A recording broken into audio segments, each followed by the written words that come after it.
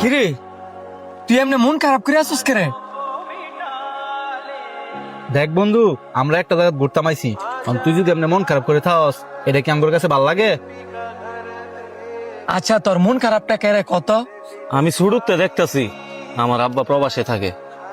এই যে বড় হইছি, আজ পর্যন্ত একটা ঈদ করতে পারিনি আব্বার সাথে। আব্বার এবার আসার কথা ছিল, এখন কইতাছি এবারও নাকি আসতে পারবো না।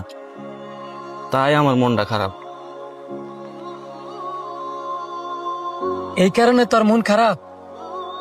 তোর আব্বা এই দায়িত্বে পারে নাই, সামনের ঈদে আইব।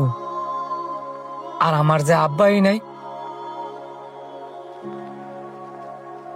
আচ্ছা বন্ধু, তোরা কি কইতে পারবি আমার আব্বা কবে আইব?